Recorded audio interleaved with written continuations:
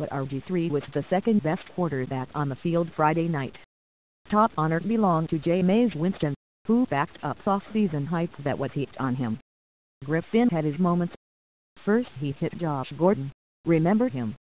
On a 44-yard double move early against Tampa Bay Buccaneers cornerback Brent Grimes. Then later, after the Bucs had built a 27-3 lead, Griffin fired a nice deep ball to Gordon again, delivering the pass before the safety could help and putting it where only his gifted receiver could make a play. The result was a 43-yard score. Those glimpses should give Browns fans hope that they have two potentially great reclamation projects on their hands this season. 3 if you count Terrell Pryor, who was quiet Friday, 2 catches, 15 yards but has had a strong August. But there is a lot to work on around those players, and Gordon won't be available until Week 5, which is also the return date for Tom Brady. The Browns' offensive line looked abysmal. Griffin was pummeled in the game, and though some of it might have been on him, there were times when he effectively scrambled from pressure and showed more awareness for his self-preservation than he did for most of his Washington Redskins career. Winston got the help from his team that Griffin did not.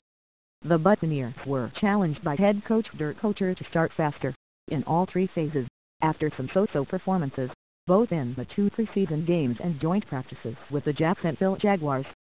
They did just that. Although the Bucs defense gave up some junk plays, Griffin's other 6 completions besides the 2 Gordon bombs netted the mere 32 yards. The Bucs did a solid job against the run and harassed Griffin thoroughly. Meanwhile, Winston looked terrific in his own right. He completed 16 of 25 passes for 259 yards and 2 TD passes, and helped convert 5 of 9 third downs, all from 5 yards or longer. Mike Evans might see 200 targets this season. He caught 5 passes for 115 yards and a pretty touchdown pass in which Winston put it up high where Evans could get it. A year after Evans battled the ball a lot, it appears he is his catching confidence back. Winston also used his feet well, stepping up and sliding amid pressure and finding Charles Sims on a pretty 3-yard TD pass that was off script. It's a terrific sign that Winston had that kind of control on Friday, and he did a good job of spreading the ball around well to Evans, Sims, Vincent Jackson and Adam Humphries, who appears to be nailing down the number 3 WR role. Surely, Humphries running back the punt for a 73-yard touchdown won't hurt his chances to have a significant role this season. The Browns' Hugh Jackson and Koetter were named head coaches this off-season because of their ability to cultivate quarterbacks. The work Koetter did with Winston last season was noteworthy, and turning the ball over to him fully this season, with more of a hurry-up approach, could make Winston a sleeper MVP candidate. Jackson squeezing the most out of RG3, and keeping defenses off balance with pace and formation variation, to the point where he's a comeback player of the year favorite. There's a lot of work ahead, and Winston was the stronger of the 2 on this night, and he appeared to have a far better supporting cast, too. But there is hope that we still could be talking about 2 of the better young. Yes, RG3 is only 26 quarterbacks in the game this season. Friday's game against the Green Bay Packers illuminated this point. Gabbert started and was fine, 2 of 3 passing for 14 yards, leading the scoring drive and scrambling for a nice 9-yard gain that showed off his athleticism. But hardly anything shocking, good or bad. Gabbert has been mostly steady, with a handful of really good days and a few poor ones, since the start of training camp, according to reports. Kaepernick was running a clear second in that battle prior to missing time with shoulder soreness, and his Friday preseason debut didn't do anything to change the pecking order. He completed 2 of his first 3 attempts, though looking a bit shaky and inaccurate on both before misfiring on his next 4 passes. Kaepernick's athleticism is still excellent, but his poise, pocket comfort and fluidity in running Chip Kelly's offense all look to be off-kilter. The 49ers might have a solid run game and screen game, but they don't have elite playmakers at tight end or wide receiver.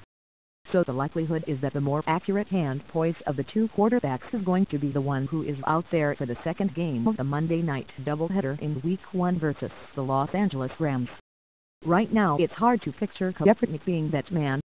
There's a sense that perhaps the 49ers are not in terrible shape defensively. But offensively is another question.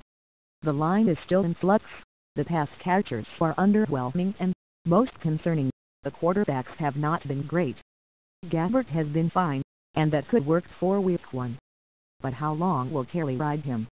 There's no indication that either man is the apple of Kelly's eye, or that anyone else on the roster, Jeff Driscoll, Christian Ponder, is either. But it made the problem worse. As expected, starter Matt Jones already was sitting out this game with a shoulder injury. That might be good news for camp surprise Rob Kelly, who had impressed enough to perhaps earn a roster spot, or Mac Brown, who had a few moments in this game. But it's likely bad news overall for a Redskins team that likely has held their only other experienced back, Chris Thompson, back out of fear of injury. Cousins put up mostly good numbers against the Bills, 12 of 23 passing for 188 yards, with 3 touchdowns and 1 interception. But most of that good work came in the final 10 minutes of the first half. Prior to that, Cousins didn't look so good. On the first TD pass, receiver Ryan Grant did much of the work. On the second scoring drive, Cousins benefited from 4 Bills penalties, 1 negating an interception, before hitting Jordan Reed for a 20-yard score. The third drive right before the half was Cousins' prettiest effort, driving 60 yards in 41 seconds, but he also left enough time on the clock to allow the E.J. Manuel-led Bills to tack on a field goal before halftime. Some of this is nitpicking, but Cousins is best when his attempts are kept down. Last season was as clear an indication of that as there could be. In the first half of last season, he attempted 38.5 passes per game. Cousins averaged a mere 6.3 yards per attempt in that span and had 10 TDs to 9 interceptions, and the Redskins were 3-5 in those games. But once head coach Jay Gruden cut down his pitch count last season, Cousins was markedly better. In the final 8 games, a night and day difference, Cousins attempted more than 9 passes fewer per game, 29.4, and yet had more passing yards. He averaged a whopping 9.4 yards per throw and had 19 TDs to only 2 ints. Call it how you like, but in Cousins' franchise tag season, he needs to throw less. Sadly, with the state of the run game right now, it's hard to imagine the Redskins doing much on the ground if this carries over into the regular season. Patriots 19, Panthers 17. It's rare when Cam Newton is the third most talked about quarterback in a game. But that was the case in Charlotte as Jimmy Garoppolo started for the Patriots. Watch Tom Brady pitch a few innings of relief and then took the ball back. Brady was better than Garoppolo for sure. Newton also struggled, as both of these defenses had good moments. Former Panthers running back Tyler Gaffney, making a case to make the Patriots, had a solid night against the team that waived him with the hopes he'd slide through to injured reserve. The Patriots had other ideas 2 years ago when they claimed him, and they showcased him a bit Friday night. Steelers 27, Saints 14. Ben Roethlisberger and Antonio Brown looked to be in mid-season form, as the two connected on all 4 passes between them. Brown totaled 87 yards and a 57-yard touchdown. No big deal. The mild surprise was how much Le'Veon Bell played, carrying the ball 3 times for 21 yards and catching 5 passes for 37 yards and looking good. But he was in the game after the Steelers starters left. The big news might be the injury to defensive lineman Cameron Hayward, who hurt his ankle and was seen in a walking boot. Losing him for any significant length of time would be massive. Good for Roberto Aguayo. The beleaguered but kicker took a beating in public for the past week as he wasn't right through the team's first 2 preseason games. He turned things around beautifully on Friday, making 3 of 3 extra point attempts and both field goal tries, including a 48-yarder right down Broadway. Rex Ryan gave a number of Bills starters the night off against the Redskins, but not Tyrod Taylor, who took a beating in the game and likely will not suit up for the 4th preseason game. He was hit early, such as on his first 2 passes of the game, and often for such a short performance. It was a scary sight and a frightening reminder that the Bills can't afford for Taylor to go down. The Redskins will hold their breath with the Ryan Kerrigan groin injury. He left after only 1 series against the Bills. They can lose their best all-around defender right as this group is starting to come into form. Luckily, Preston Smith made several big boy plays in the game and appears ready for prime time. He has had an excellent summer. The Panthers also have to be a bit concerned. They saw their 2 starting offensive guards, Trey Turner and Andrew Norwell, plus punter Mike Cypress, go down against the Patriots. It's not known how serious Turner's shoulder and Norwell's ankle are. Cypress has not looked good. The veteran's knee has been an issue, and he left the game after his first kick of the night. The Panthers might be combing for his replacement as touchdown day approaches. The Patriots appear to have drafted an excellent punt returner.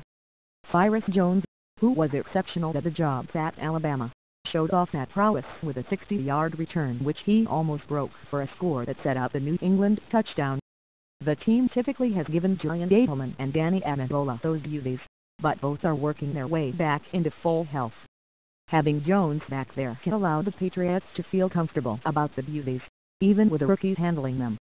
The Steelers still need help in the secondary. Rookie Sean Davis failed to find the ball in the air as Saints wide receiver Willie Snead hauled in the juggling touchdown on Davis' watch. First-rounder Artie Burns has been out of action with injury. There might not be solutions on the roster to help that corner. The next few weeks will be interesting as they start looking ahead to get ready for the Redskins and good group of pass catchers in Week 1.